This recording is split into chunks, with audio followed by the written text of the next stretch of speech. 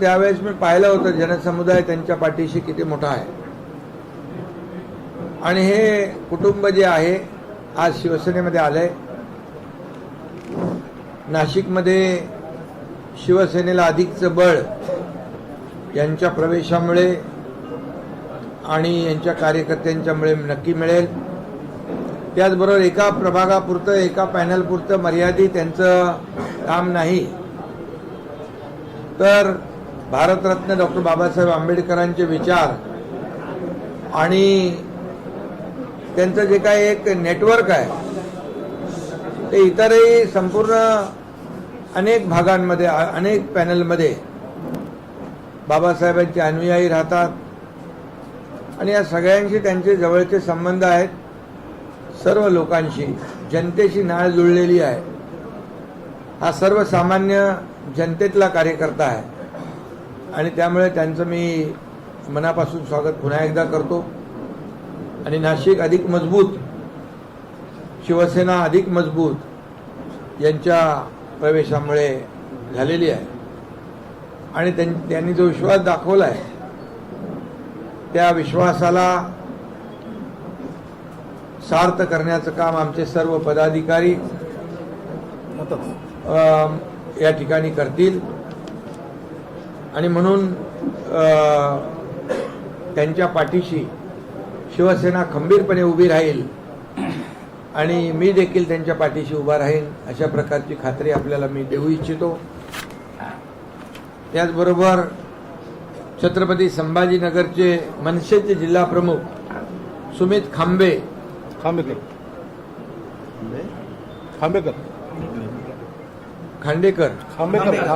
सुमित खांडेकर आणि मराठवाड्यातले 4 जिल्हाध्यक्ष मनसे यांच्याबरोबर ते देखील आता प्रवेश करतायत.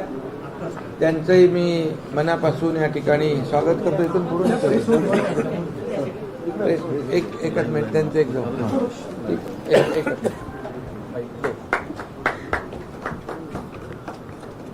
छत्रपती शिवाजी महाराज की जय. एकनाथजी शिंदे साहब आगे बढ़ो.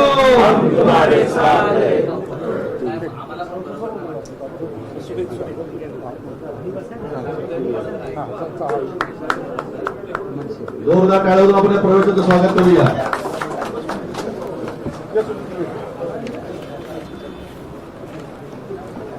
हा सिलसिला प्रवेशाचा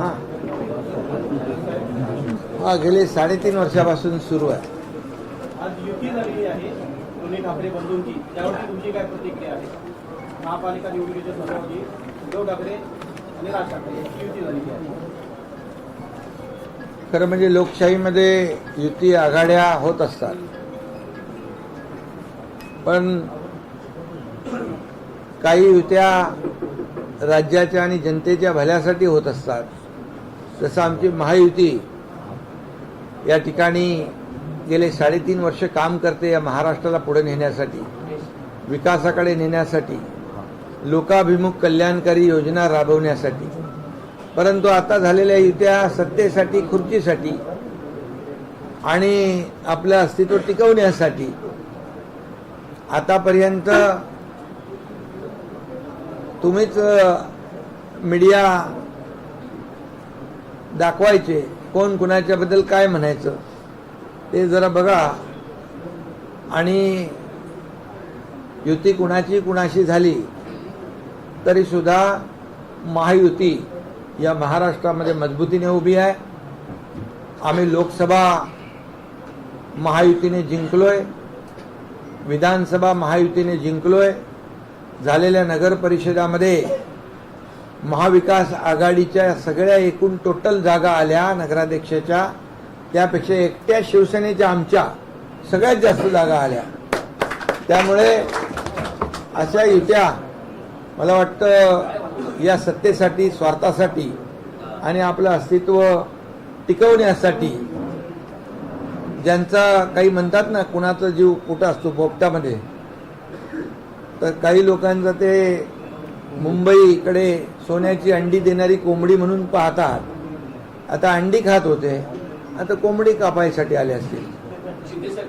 2020 मध्ये राज ठाकरे असं म्हणाले होते की विठ्ठलाला बडव्यांनी घेरलंय म्हणून मी शिवसेना सोडतोय. आता 2025 म्हणजे 20 वर्षाचा जर काळ आपण पाहिला तर 20 वर्षामध्ये विठ्ठलाला जे घेरलं होतं बडव्यांनी ते बडवे गायब झाले की विठ्ठल गायब झाला की राज ठाकरेंना परत आपल्या भावाकडे जावंच लागलं? आता कोण गायब झालं मागच्या काही काळामध्ये? कोणी बाळासाहेबांची विचारधारा सोडली, कोणी काही लोक म्हणाले ऐतिहासिक युती आहे. त्यांनी बाळासाहेबांचा इतिहासच विसरले, ते ऐतिहासिक कसं काय होऊ शकतं? आणि त्यामुळे हे फक्त आणि फक्त स्वार्थासाठी आहे आणि सत्तेसाठी आहे आणि अस्तित्वाची लढाई लढण्यासाठी. कारण या महाराष्ट्रातल्या जनतेने निवडणुकांमध्ये त्यांची जागा दाखवलेली आहे. आपल्याला युतीमध्ये कुठलाही जाहीरनामा नव्हता की विकासाचा अजेंडा नव्हता. आणि पांडुरंग कुठे आहे? विठ्ठल आमच्याकडे आहे. साहेब, प्रामुख्याने सांगायचं झालं तर ज्या पद्धतीने जाहीरनामा विरोध होत आहे, नाही किंवा जागावाटप मी नाही. हे सांगितलंच नाही की विठ्ठलाला बडव्यांनी सोडलंय की बडवेच आता विठ्ठल योग्य ते आता ज्यांनी बोलले ना, जे म्हणाले त्यांना तुम्ही विचारलं पाहिजे. आता त्यांनी सोडलंय की त्यांनी ते राहिलेत का बदलले? पण विठ्ठल आमच्याकडे आहे. विठ्ठल तुमच्याकडे नाही म्हणतात. कुठलाही जाहीरनामा आज प्रसिद्ध करण्यात आला नाही किंवा जागावाटप देखील जाहीर करण्यात आले नाही. थोडक्यात स्थिती आहे की थोडक्यात आलं. नाही, खरं म्हणजे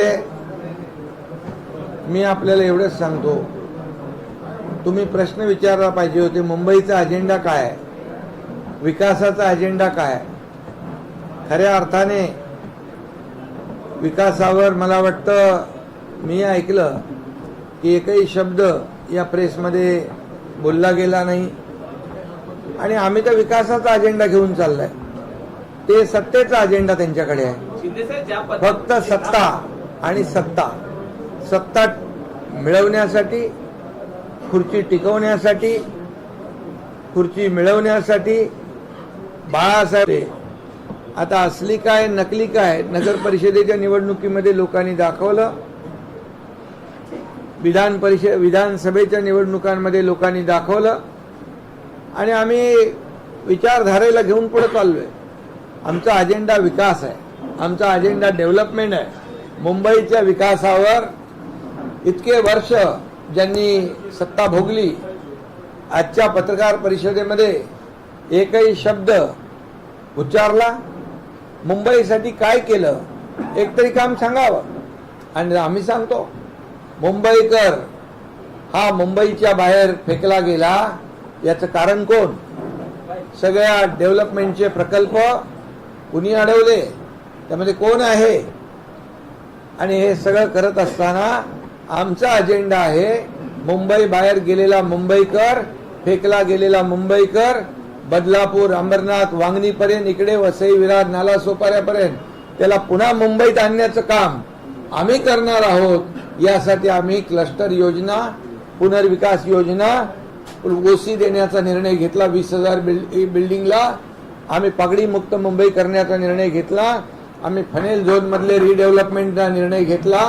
पुनर्विकासाचा संपूर्णपणे जो मार्ग आहे हा मोकळा करण्याचं काम आम्ही केलं. कारण घर हे प्रत्येकाचं स्वप्न असतं. आणि बाळासाहेब म्हणाले होते 40 लाख लोकांना मोफत घरं देणार. काय प्रयत्न केले इतके वर्ष? एकनाथ शिंदे मुख्यमंत्री झाल्यानंतर त्याला सुरुवात केली, चालना दिली. देवेंद्रजींनी आम्ही निर्णय घेतले आणि हे निर्णय लोकांच्या आणि मुंबईच्या हिताचे आहेत. अरे इतके वर्ष तुम्ही मुंबईकरांना खड्ड्यात घातलं, खड्ड्यातला प्रवास दिला, इतके लोक मृत्युमुखी पडले, इतका भ्रष्टाचार झाला त्याच्यामध्ये. कॉन्क्रीटचे रस्ते आतापर्यंत का नाही केले? ते आम्ही त्याची सुरुवात केली मुख्यमंत्री झाल्यानंतर. पुढच्या वर्षा 6 महिन्यामध्ये मुंबई खड्डेमुक्त होणार आहे. मुंबई प्रदूषित करण्याचं काम कोणी केलं? मुंबई हे सिवरेज ट्रीटमेंट प्लांट करू शकले नाही इतक्या वर्षामध्ये. ते 7 STP आम्ही करतोय. मेट्रोची कामं तुम्ही थांबवली, कारशेडची कामं तुम्ही थांबवली, आरोग्याच्या सुविधा तुम्ही थांबवल्या. आणि कोविडमध्ये काय काय केलं ते तुम्हाला माहिती आहे सगळ्यांना. कोविडमध्ये देखील काय एकच काम केलं, फक्त कोविडमध्ये बोलू, मी नंतर बोलेन पाहिजे तुम्हाला. मी बोलत नाही, फक्त करून दाखवलंय.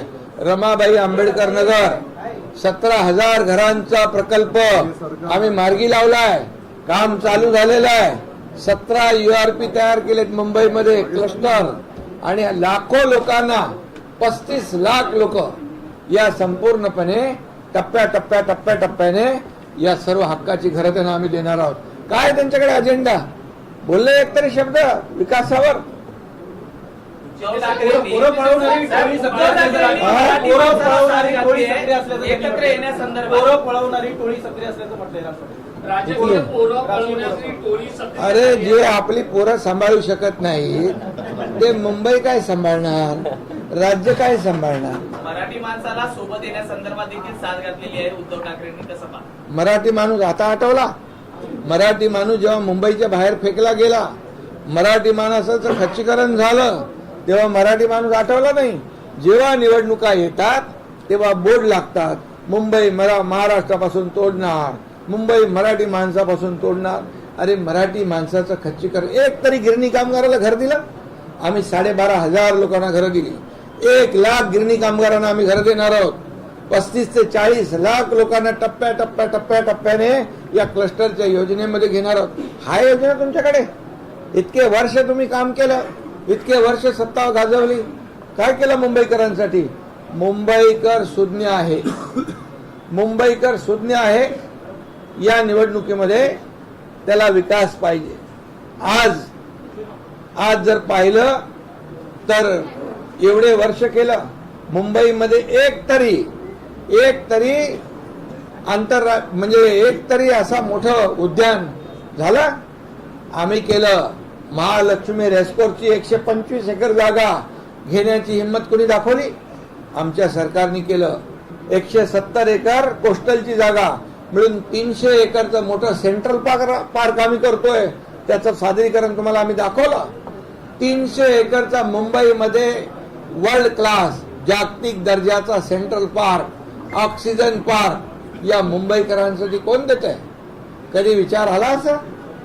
हे फक्त आणि फक्त स्वतःसाठी काय मिळवायचं यामध्ये या लोकांनी विचार केलेला आहे. आणि म्हणून ही जी काही एकत्र येण्याची जी काही एकत्र जे आलेले आहेत ते फक्त स्वार्थापोटी आणि स्वतःच्या खुर्चीपोटी आले. यांच्याकडे एकही नगरसेवक नाहीये, एकही आमदार नाहीये, तरी उद्धव ठाकरे त्यांना गोंजाळताना दिसत आहेत. 5 जुलैपासून त्यांना महत्व देताना दिसत आहेत. आजही त्यांनी राज ठाकरेंना पहिल्यांदा बोलण्याची संधी दिली. असं का करतायत उद्धव ठाकरे? अरे मी म्हणून तर सांगितलं त्यांच्याबद्दल अगोदर काय काय बोललेत ते जरा बघा ना. म्हणजे एकदम 360 डिग्री असा माणूस बदलतो. काय त्याला म्हणतो आपण? रंग बदलणे. महाविकास आघाडी अबाधित आहे असं वक्तव्य उद्धव ठाकरेंनी केलं. म्हणजे एकंदरीतच महाविकास आघाडी तुटली आहे असं म्हणणं आहे का? वाटतं का? आता हे सगळं त्यांना तुम्ही विचारलं पाहिजे ना. त्यांचे प्रश्न आहेत त्यांचे ठाकरे गटाचे आमदार मिलिंद नार्वेकर यांनी प्रतिक्रिया दिलेली आहे. जशी युती झाली त्यानंतर तात्काळ की नथिंग इज पॉसिबल, म्हणजे राजकारणामध्ये काही कायमस्वरूपी नाही हे सूचक वक्तव्य केलं त्यांनी. या युतीबद्दल त्यांनी म्हणजे मी जे बोललो ही फक्त तत्वासाठी नाही, ही स्वार्थासाठी आहे युती. स्वार्थ संपला की वेगळे वेगळे हे म्हणजे त्यांनी त्याच्यातून सूचित केलेलं आहे. आणि जेव्हा ते मिलिंद नार्वेकरांचं वक्तव्य आहे तर त्याच्यामध्ये अर्थही दडलेला असेल. म्हणजे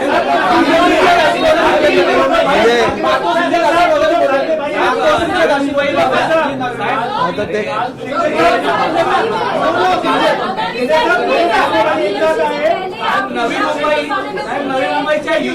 म्हणजे स्वार्थ म्हणजे काय म्हणतो आपण?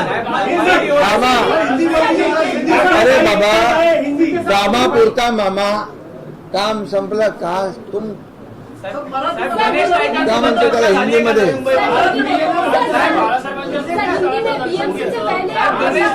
चर्चा झाली आहे.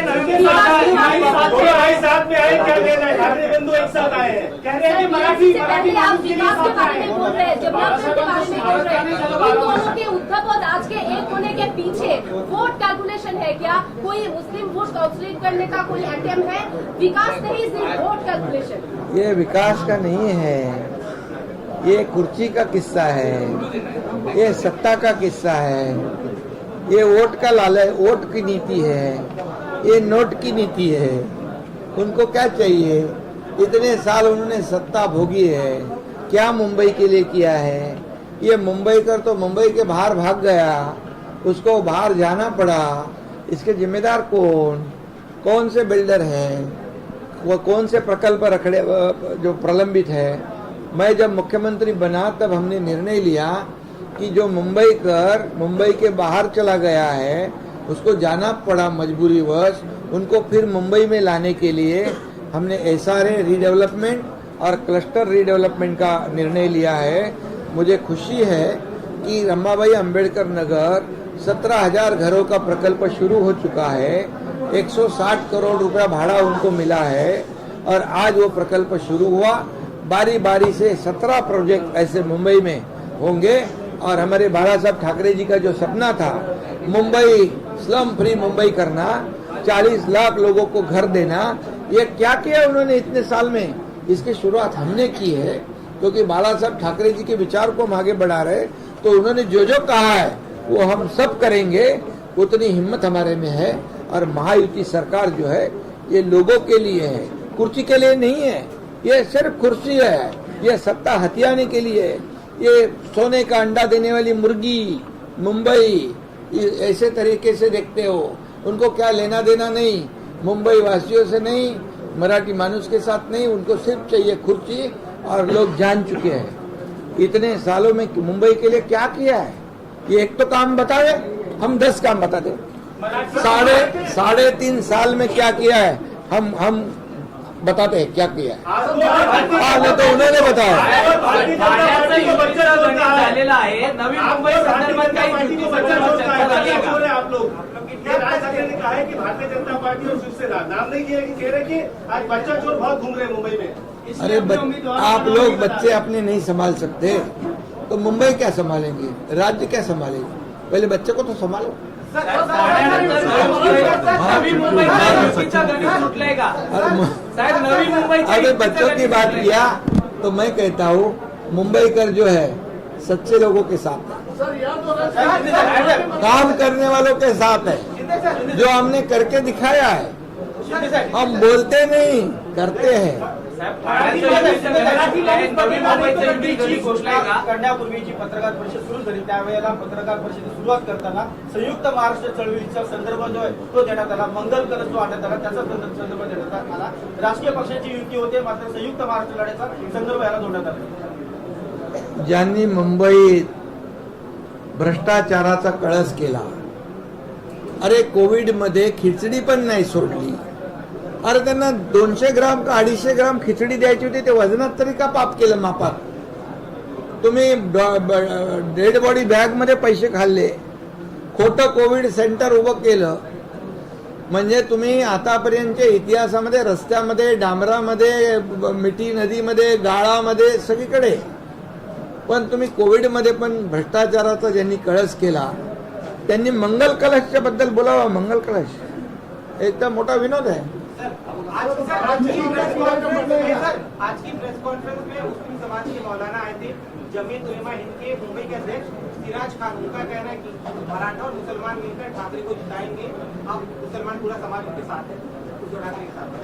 अभी वो लोकसभा में देखा है हमने और विधानसभा में देखा है। देखिए कोई भी कौम हो उसको चाहिए मुंबई का विकास।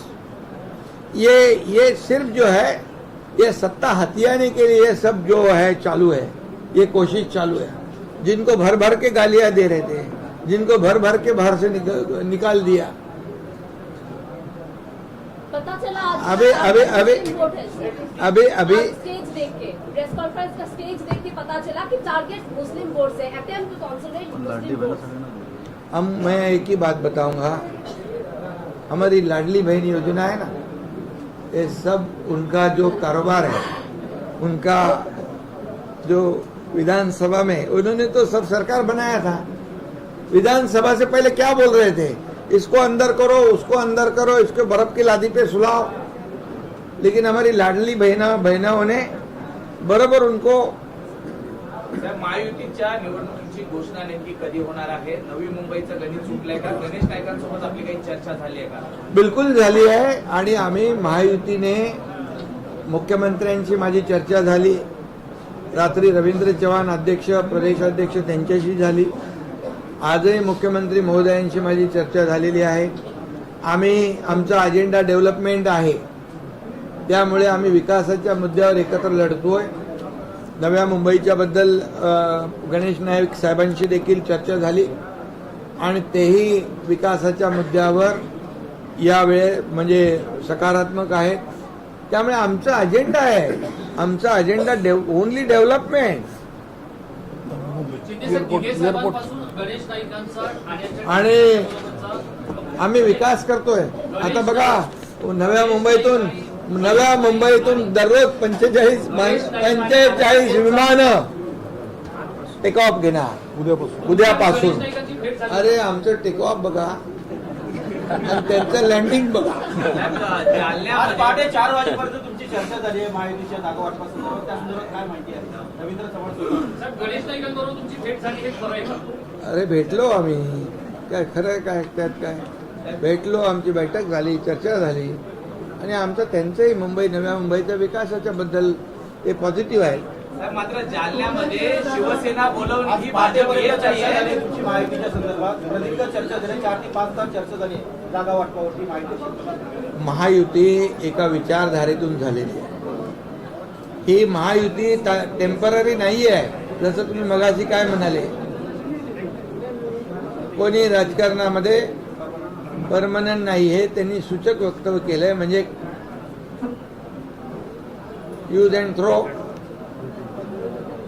त्यामुळे वापरो और फेको असं कारभार आमचा नाही.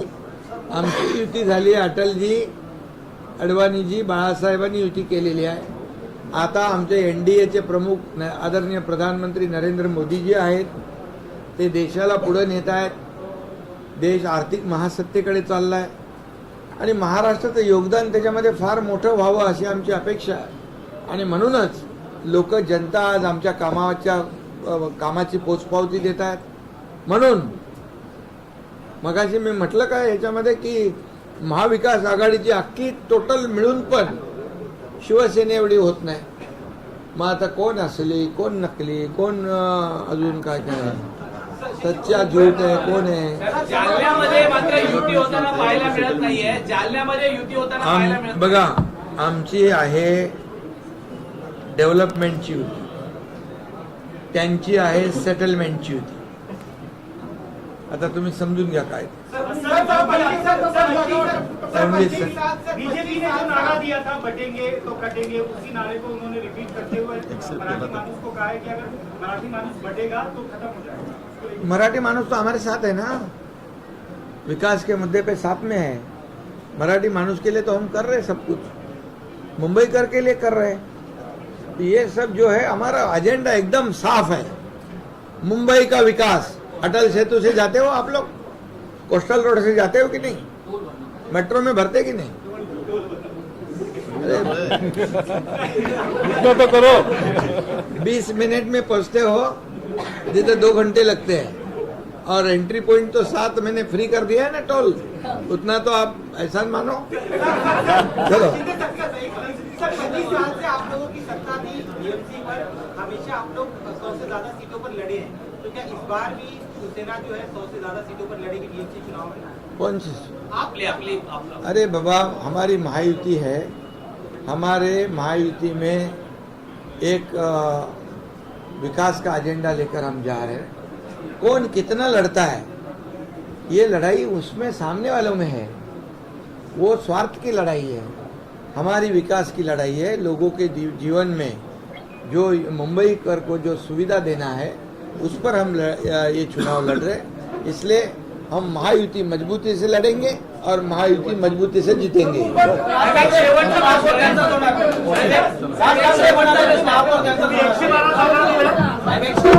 हे बघा एक सांगतो मी तुम्हाला, एकच सांगतो, जनता जनार्दन आणि मुंबईकर हा मालक आहे. मुंबईकर हा मालक आहे. आम्ही सगळे सेवक आहोत, पण कोणी स्वतःला मालक समजून जर काही भाष्य करत असेल तर मुंबईकर शून्य आहे. जसा जनता जनार्दन वरती उचलतो तसाच पायाखाली देखील आपटतो. साहेब, हे प्रत्येक आणि म्हणून आम्ही या महाराष्ट्राचे सेवक आहोत, जनतेचे सेवक आहोत. एवढंच मी आपल्याला सांगतो. अमरावती जालन्यामध्ये युती होताना पाहायला मिळत नाहीये. साहेब